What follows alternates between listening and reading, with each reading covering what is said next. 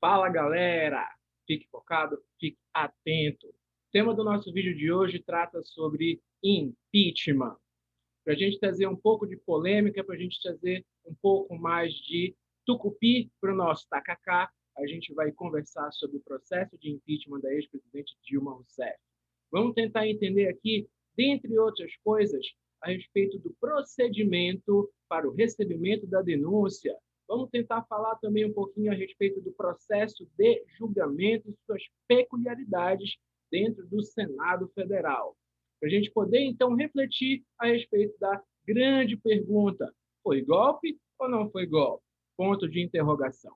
Mas antes da gente prosseguir, não se esquece de deixar seu like, se inscrever no canal e ativar o sininho das notificações para você estar sempre recebendo informações sobre quando chegar o nosso próximo vídeo. Depois da vinheta, a gente solta o conteúdo.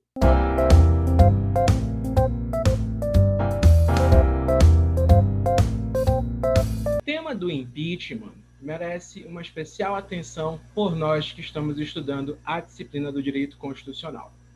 A adoção do sistema de governo presidencialista, ela foi tomada por todas as constituições brasileiras, exceto a Carta Império de 1824. Na nossa atual Constituição, a de 1988, esse tema vai ser regulamentado a partir do artigo 84 da Constituição, com as competências do presidente da República. Eu faço aqui para vocês uma advertência. No outro momento, a gente vai fazer um vídeo a respeito da repartição de competências, e aí eu vou ensinar para vocês uma dica para você compreender as funções do presidente da República. Porém, galera, o artigo 85 vai trazer para a gente o processo de impeachment. Então, acompanhe aqui comigo uma leitura desse artigo 85. São crimes de responsabilidade os atos do presidente da República que atentem contra a Constituição Federal e especialmente contra. A gente já percebe aqui que nós temos o pertencimento a um grande gênero. Então, todas as vezes que o presidente atentar contra a Constituição Federal, ele vai estar cometendo um crime de responsabilidade e, consequentemente, poderá ser submetido ao processo do impeachment. Mas veja só, especialmente nós vamos compreender sobre a existência dos crimes de responsabilidade quando o presidente ele agir em desfavor da existência da União, quando ele atentar contra o livre exercício do poder legislativo, judiciário, do Ministério Público e dos poderes constitucionais nas unidades da federação, quando ele atentar contra o exercício dos direitos políticos individuais e sociais, contra a segurança interna do país, contra a probidade na administração, contra a lei orçamentária e contra o cumprimento das leis e das decisões judiciais. Pessoal, coloca aí um asterisco, coloca aí alguma coisa para você se lembrar disso, mas quando você fizer a leitura desse parágrafo único do artigo 85, você vai perceber que os crimes de responsabilidade que estão previstos na nossa Constituição, no artigo 85 e nos seus incisos, constituem um rol meramente exemplificativo dos crimes de responsabilidade. Tá? Significa dizer que esses crimes, tá, como diz o parágrafo único, serão definidos em lei especial que estabelecerá as normas de processo e julgamento. Existe aqui, então, duas questões importantes para que nós possamos comentar na continuação da nossa aula. A primeira, que eu já teci alguns comentários, diz respeito a essa tutela dos crimes de responsabilidade que estão previstos no artigo 85, como sendo um rol exemplificativo, ou seja, não são apenas estes que estão aqui no disposto do artigo 85 que configuram crimes de responsabilidade. Esses e outros tipos vão ser estabelecidos pela lei especial, como prevê o parágrafo único do artigo 85 da Constituição. Outra questão muito importante e válida para ser discutida diz respeito O que quer dizer a Constituição quando fala sobre essa questão da lei especial? Essa lei especial será produzida exclusivamente pelo Congresso Nacional? Essa lei especial, ela será produzida por estados, por municípios, pelo Distrito Federal? Ponto de interrogação. O que é que essa lei pode regulamentar? O que é que ela pode deixar como margem para a regulamentação de outra pessoa? A respeito desse tema, o Supremo Tribunal Federal já assentou entendimento a respeito da matéria. Esse entendimento está esculpido na súmula vinculante número 46, que diz o seguinte: a definição dos crimes de responsabilidade e o estabelecimento das respectivas normas de processo e julgamento são de competência legislativa privativa da União, ou seja, essa lei especial a que se refere o parágrafo único do artigo 85 está tratando de competência do Congresso Nacional. Veja só, legislação privativa da União, ou seja, o disposto no nosso artigo 22 da Constituição Federal. Lembrando aqui, fazendo uma observação de que as competências privativas podem ser delegadas para os estados para tratar sobre questões específicas, por meio de lei complementar pela União Federal. Beleza? Outro ponto muito importante é sobre a questão de se os regimentos internos do Senado e da Câmara podem estabelecer algum tipo de normatização referente ao procedimento e ao processo de julgamento do impeachment. Fato esse também que já foi discutido pelo nosso Supremo Tribunal Federal, oportunidade na qual o STF deliberou pela conclusão de que tanto o regimento interno da Câmara quanto o regimento interno do Senado podem tratar sobre assuntos relativos ao conteúdo do impeachment, desde que esses assuntos sejam reservados a tratar sobre temas interna corporis. Significa isso, expressão latina dentro do direito constitucional. Interna corporis aqui quer dizer a competência, a atuação, a atividade dos próprios deputados e dos próprios senadores durante o processamento ou juízo de admissibilidade do nosso queridíssimo impeachment, beleza? Então, vamos lá. O rol de crimes de responsabilidade pode ser lido na Constituição a partir do artigo 85. O artigo 85 vai estabelecer afronta à Constituição e outros tipos num rol exemplificativo. Seu parágrafo único vai estabelecer também que serão tratados por meio de lei especial, e o Supremo Tribunal Federal já firmou entendimento no sentido de nos dizer que essa lei especial é competência privativa da União e que também os regimentos internos do Senado e da Câmara podem tratar sobre esses assuntos, desde que seja para regulamentação interna corporis. Ok? Sintetizado esse primeiro ponto, vamos partir para o segundo ponto agora, que diz respeito ao procedimento. Galera, se a gente falar sobre o procedimento, é importante a gente dividir, fracionar, porque de um lado nós vamos ter um instituto chamado juízo de admissibilidade e de outro nós vamos ter o instituto do processamento e julgamento dos crimes de responsabilidade. Fazendo essa divisão, você consegue perceber com clareza quando a Câmara dos Deputados vai ser chamada para atuar e quando o Senado Federal vai ser chamado para atuar. Então, você já pode escrever aí nas suas anotações. Câmara dos Deputados Federais realiza juízo de admissibilidade. Senado Federal processa e julga o presidente da República. Vamos lá? Câmara realiza juízo de admissibilidade. Senado processa e julga o presidente da República. Beleza? Vamos, então, a partir dessa divisão, estudar um pouco mais o que diz respeito a esse juízo de admissibilidade e o que diz respeito a esse processamento e julgamento por parte do Senado Federal. Ok?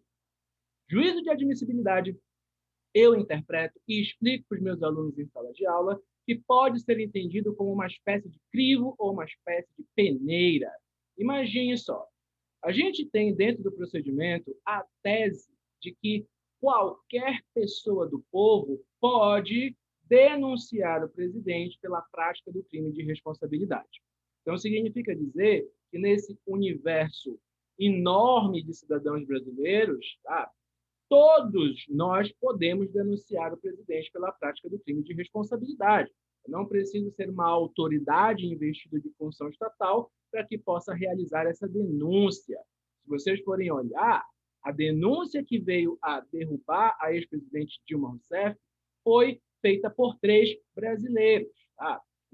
Dois professores da USP, né, e um ex-senador da República. Então, a gente tem aqui essa primeira premissa. Veja só, então, significa dizer se qualquer cidadão brasileiro pode denunciar o presidente, então quer dizer que se o presidente tiver um índice muito alto de reprovação, todas essas pessoas são legitimadas para impetrar uma denúncia contra o presidente. Então, é importante que se faça, antes do processamento e julgamento, um crivo, uma peneira das denúncias que têm uma viabilidade jurídica forte, que a gente consegue perceber a existência de indícios materiais fortes para a compreensão da prática do evento relativo ao crime de responsabilidade, daqueles que constituem uma mera discordância política, uma mera opinião, ou que configuram simplesmente uma perseguição política contra o presidente da República. Entendeu?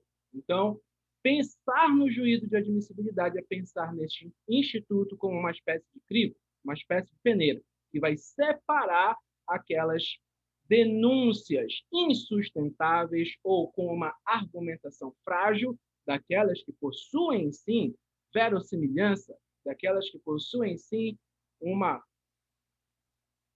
viabilidade, tá, para o processamento e julgamento. Esse é o papel do juízo de admissibilidade. Acompanhe aqui comigo agora um resumo, um esquema do procedimento dentro do juízo de admissibilidade. Protocolada a denúncia na Câmara dos Deputados Federais, essa denúncia vai ser enviada para o presidente da Câmara, tá, que realizará o primeiro juízo de admissibilidade. Significa, então, que o presidente da Câmara dos Deputados Federais recebeu ali a denúncia, ele vai analisar aquela denúncia, ele vai analisar as provas que estão ali sendo arroladas naquela denúncia, e ele próprio, realizando um juízo monocrático, poderá fazer o primeiro juízo de admissibilidade. Então, entendendo o presidente da Câmara dos Deputados que não há uma viabilidade, que não há indícios fortes de materialidade ou de autoria, ele pode arquivar a denúncia correlata ao crime de responsabilidade do presidente da República. Porém, entendendo que há sim viabilidade jurídica, entendendo que há indícios fortes da materialidade do cometimento do crime de responsabilidade, o presidente da Câmara recebe a denúncia e do recebimento da denúncia segue-se uma convocação para a realização do plenário, ou seja, de uma reunião do pleno dos deputados federais, e nessa reunião será feita a leitura da denúncia, beleza? Após a leitura da denúncia no pleno do Congresso Nacional, vai iniciar um procedimento para a criação de uma comissão especial, que é a chamada Comissão Especial de Impeachment, ou de Juízo de Admissibilidade para o Impeachment. Essa comissão especial, de acordo com a orientação do Supremo Tribunal Federal, tem que ser constituída pela votação dos parlamentares, especificamente aqui dos deputados federais, e essa comissão ela deve buscar a maior representatividade possível, ou seja, a proposta para que haja um compromisso com a democracia brasileira é de que todos os partidos políticos com representação no Congresso Nacional tenham uma voz ou tenham um representante nessa comissão especial, beleza? As vagas remanescentes, então, vão ser sorteadas dentre aqueles que se candidatarem, mas para composição é necessário a votação das pessoas que vão participar dessa comissão especial. Terminada essa votação, havendo, então, a deliberação pelo assento nas cadeiras dessa comissão, vamos instalar os trabalhos da comissão. Qual é o primeiro procedimento, então? Eleição dentro da comissão, do presidente da comissão e do relator da comissão. A partir daqui, então, a comissão vai começar a se reunir para definir os procedimentos que serão adotados. Dentre eles, vamos lembrar de alguns muito importantes. O primeiro deles é o prazo, ou seja, essa comissão é uma comissão temporária, então ela vai ter um prazo de duração de até 120 dias, não podendo perdurar mais do que isso, ok? Então, significa dizer que uma comissão especial, sendo comissão temporária, não poderá exceder o prazo de 120 dias, e dentro desse tempo, dentro desse prazo, então, todos os trabalhos devem ser realizados, ok? Significa dizer que, para garantir, e aqui é uma outra questão importantíssima de se lembrar, o contraditório e a ampla defesa, é necessário que se garanta que o acusado ou acusada, no caso, o presidente da República, venha participar desse procedimento, apresentando ou venha se fazer presente, né, nesse procedimento através de seu representante, né, através de seu procurador, para que possa utilizar de todos os meios de prova em direito admitido, ok? Então, nós vamos fazer uma divisão dos procedimentos, oitiva da denúncia, discussão da denúncia, vou chamar as testemunhas da acusação, vou chamar quem tiver que chamar, aí vou chamar o acusado ou acusada para vir se defender, para produzir sua defesa, para chamar também suas testemunhas, produzir seus documentos, dos peritos, etc., etc., para depois, tá, o relator fazer o relatório de todas as reuniões, de todos os trabalhos e emitir um parecer. O parecer do relator deve responder se a comissão será a favor ou se a comissão será contra, né, a realização da votação plenária para o juízo de admissibilidade. Então, esse parecer aqui vai ser um parecer que vai ser lido pelo relator, debatido e discutido pela comissão e atingida, né, a concordância dos membros da comissão, esse parecer será encaminhado para votação plenária, quando a comissão deliberar pela viabilidade do processamento e julgamento do impeachment. Mas quem decide é o plenário dos deputados e dos deputados federais. Ok?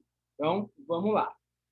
Presidente da Câmara, primeiro juízo de admissibilidade, recebe ou arquiva, recebida, manda a denúncia para leitura em plenário, começa a votação para a constituição da comissão especial vai ser instalada, vai eleger presidente, vai eleger relator, vai definir os procedimentos, considerando o prazo de 120 dias e considerando também, né, o contraditório e a ampla defesa, vai realizar defesa, debate, vai emitir um parecer pelo relator. Esse parecer do relator vai ser discutido interna corporis ali dentro da comissão especial e depois vai ser submetido para o plenário. E aqui a gente tem a famosa, né? Famosa porque passamos não muito tempo, né, por um processo de impeachment da ex-presidente Dilma Rousseff, e todos lembramos naquele domingo, né, ao invés de assistirmos à televisão, os programas normais, nós fomos lá para assistir a votação da Câmara dos Deputados para decidir se o impeachment seria ou não seria aceito no Congresso Nacional. Tá? Essa votação, para aceitar, para que seja realizado o juízo de admissibilidade, ela precisa, anote aí, de 2/3 dos deputados federais. Beleza? 2/3 dos deputados federais. E a partir daqui, então, aceita a denúncia, né? Aceita a ocorrência do crime de responsabilidade, a gente passa para a segunda fase, que é o processamento e julgamento, né, por parte do Senado Federal. Ok? Então, vou jogar logo aqui a próxima, né, parte do nosso material, porque esse tema aqui é um tema muito importante que está esculpido na jurisprudência do Supremo Tribunal também. Quando o ex-presidente Fernando Collor de Mello sofreu impeachment e foi realizado o juízo de admissibilidade, o processo foi recebido no Senado Federal, o ex-presidente Fernando Collor de Mello, então, renunciou ao cargo de presidente para que ele não sofresse a perseguição do impeachment através do processamento e julgamento no Senado Federal. Acontece, galera, que mesmo ele tendo renunciado, o Senado continuou a processar e julgar e mandou ele lá se defender. Daí o Fernando Collor de Mello impetrou um mandado de segurança, pedindo o direito líquido e certo de não ser processado e julgado, tendo em vista o ato da sua renúncia já ter sido publicado. E o Supremo Tribunal Federal entendeu, pela aplicação análoga, tá, do artigo 55, parágrafo 4º da Constituição. Agora, para aí. Se você ainda não assistiu os nossos outros vídeos, assista o vídeo sobre perda de mandato, que você vai entender como é que funciona esse dispositivo do artigo 55, parágrafo 4º. Beleza? Então, aplicando esse dispositivo, o Supremo Tribunal Federal entendeu pela suspensão dos efeitos da renúncia do ex-presidente Fernando Collor de Mello até o trâmite final do processamento e julgamento dentro do Senado Federal. E, a partir daqui, a doutrina e a jurisprudência estabeleceram uma regra para você poder entender o momento em que a renúncia do presidente pode ser feita e o momento em que, quando ele o fizer, terá como sanção, para não sofrer perseguição política, a suspensão dos efeitos da renúncia. Acompanhe aí comigo. Olha só. Renúncia do presidente antes do recebimento no Senado, tá ok, vai produzir seus efeitos, não tem problema. Então, depreende-se que se ele renunciar antes do juízo de admissibilidade, antes do recebimento da denúncia no Senado, os efeitos dessa renúncia são plenos. Porém, galera, se ele renuncia depois do recebimento da denúncia no Senado, aí a gente aplica analogamente o artigo 55, parágrafo 4º. Nós vamos suspender os efeitos da renúncia. Chegou no Senado Federal, tá? A gente vai ter a mesma perspectiva, a gente vai ter a mesma tônica, tudo bem? Processamento e julgamento é competência do Senado Federal, vai ocorrer no Senado Federal, e nós vamos ter, de novo, a constituição de uma comissão especial. Tá? Comissão especial elege presidente, elege relator. Comissão especial ouve as partes, então vai ouvir de novo, né, quem fez a acusação e quem está se defendendo. E depois de elaborado o relatório, lido o relatório, aprovado o relatório pela comissão especial, é que a gente vai para a sessão de votação, quando a comissão entender, né, pela realização da sessão.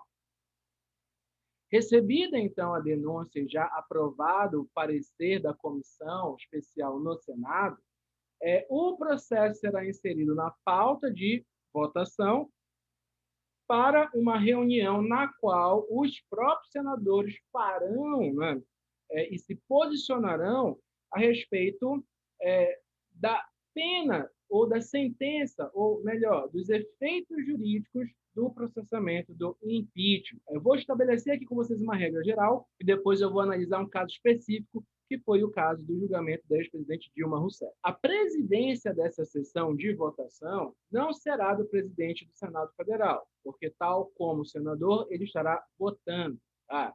A presidência aqui será exercida pelo presidente ministro do Supremo Tribunal Federal. Então, significa dizer que, para a gente entender, outro exemplo, outra analogia que eu costumo utilizar, é a gente pensar nessa sessão de votação como se nós estivéssemos diante de um tribunal do júri, Como assim? O juiz que está presente ali na sessão do tribunal do júri, não é ele quem decide se o acusado vai ser inocente ou culpado. Ali o juiz ele vai meramente atribuir os efeitos da decisão que será feita pelo júri. Do mesmo modo acontece aqui no impeachment.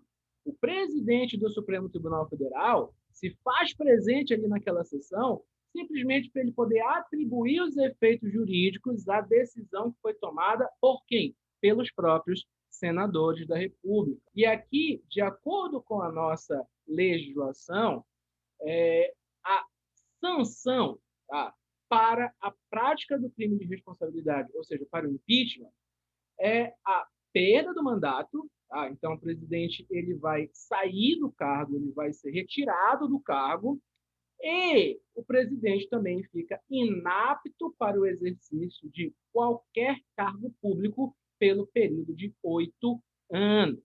Vou fazer uma ressalva aqui ao fato de que, e aí você anota isso, que isso é importante também, uma observação importante. Recebida a denúncia no Senado, uma outra coisa que você não deve esquecer é que, do recebimento da denúncia no Senado, começa a contar um prazo de afastamento do presidente das funções de presidente. Então, significa dizer que, quando a denúncia é recebida no Senado, o presidente será afastado temporariamente do cargo de presidente pelo prazo de 180 dias. Transcorridos esses 180 dias sem o final da votação, o presidente é reconduzido ao cargo. Mas, se ele for absolvido antes desse prazo, ele volta. E se ele for condenado antes desse prazo, ele sai. Tá? Então, isso é uma coisa que eu tinha esquecido de falar, né? Me perdoem, mas eu trago agora para a gente não esquecer. E aí, vamos lá para essa questão, que eu estou estabelecendo aqui uma regra geral com vocês. A regra geral que foi tomada na decisão, né, do mandado de segurança do então presidente, né, agora ex-presidente Fernando Collor de Mello, que trouxe para a gente a ideia de que aplica-se analogamente os efeitos do 55, parágrafo 4º, né, da Constituição, para fins da renúncia do presidente da República antes do recebimento, né, da denúncia no Senado Federal. Um dos motivos que levou o STF a decidir dessa maneira era o fato de que essa decisão no impeachment não acarretaria apenas ou exclusivamente a perda do mandato, mas também a inaptidão para o exercício de qualquer cargo público pelo período de 8 anos. Significa dizer que, de acordo com essa jurisprudência consolidada pelo Supremo Tribunal Federal, a sanção ela não poderia ser fracionada, e que ela ocorreria, então, consequentemente, né, com essas duas medidas, perda do cargo e inaptidão para o exercício de qualquer cargo público pelo período de 8 anos. Beleza? Porém, contudo, entretanto, todavia, a gente presenciou uma coisa muito sui generis no processo de julgamento da ex-presidente Dilma Rousseff. Foi que nós vimos ali. Nós vimos o então presidente do Senado Federal, Renan Calheiros, sugerindo aos outros senadores e ao ministro-presidente do Supremo Tribunal Federal, na época, Ricardo Lewandowski, que fossem tomadas duas votações. No primeiro momento, os senadores votariam para discutir a respeito da perda do mandato da ex-presidente Dilma Rousseff. E, num segundo momento, os senadores votariam a respeito da inaptidão para o exercício de qualquer cargo público pelo período de 8 anos. E, para nossa surpresa, tanto os senadores quanto o presidente do Supremo Tribunal Federal na época aceitaram e acataram esse pedido. Então, por conta dessa movimentação interna dos senadores, a quantidade suficiente de senadores, 2/3, foi atingida para que a ex-presidente Dilma Rousseff, então, viesse a perder o cargo, perder o mandato, mas, numa segunda votação, não houve o coeficiente, a quantidade necessária de senadores para que ela ficasse inapta ao exercício de qualquer cargo público pelo período de 8 anos. Além de ter contrariado decisão já pacificada pelo próprio Supremo Tribunal Federal, o Senado tomou as rédeas da situação e desenvolveu aqui regra interna corporis a respeito do fracionamento, ou da possibilidade do fracionamento, né, da votação para fins de atribuição dos efeitos da decisão em matéria de crime de responsabilidade ou em matéria de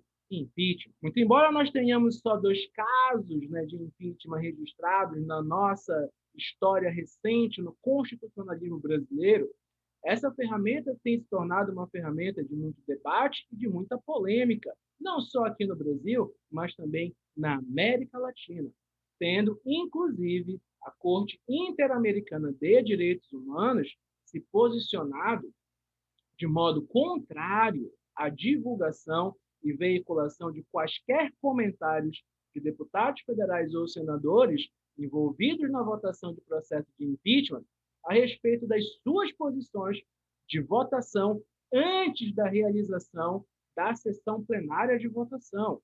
Por quê? Entende a Corte Interamericana de Direitos Humanos que, nessas hipóteses, haveria precipitação e antecipação da votação que feriria garantias relativas ao direito processual e, consequentemente, à imparcialidade do julgador. Aqui no Brasil, nós ainda temos mais uma polêmica sobre esse assunto e ela diz respeito àquela ideia. Foi golpe ou não foi golpe? Bem, pessoal, existem 2 posicionamentos, então, a serem estudados. O primeiro posicionamento é aquele que diz que o impeachment é um instituto constitucional previsto na Constituição e se você segue as regras constitucionais, a consequência disso não pode ser considerado como um golpe, porque seguir procedimento constitucional não é ilícito, não é ilegal. De outra sorte, nós temos aqui um outro argumento, que é o argumento contrário, que vai dizer o seguinte: foi desenvolvida uma regra especial para que, a partir dessa regra especial, uma pessoa isolada fosse retirada do seu cargo, ok? E por conta disso, nós teríamos, então, a figura de um impeachment. Você adota o primeiro argumento ou se você adota o segundo argumento, deixa aí nos comentários a sua posição, tá? Que eu vou dar uma lida, mas, do meu ponto de vista, uma das obras mais completas a respeito desse assunto é escrita pelo professor Gessé de Souza, intitulada A Elite do Atraso. A todos vocês que assistiram até o final, eu agradeço de coração. Não se esqueçam, de novo, de deixar o seu like, tá? Se inscrever no canal e ativar o sininho para as notificações. E vamos continuar o nosso trabalho, vamos aprimorar o nosso trabalho. Aguardem aí, vamos trazer mais novidades para o nosso canal. E, como sempre, desejo a todas e todos uma excelente semana. Que Deus abençoe. Até a próxima.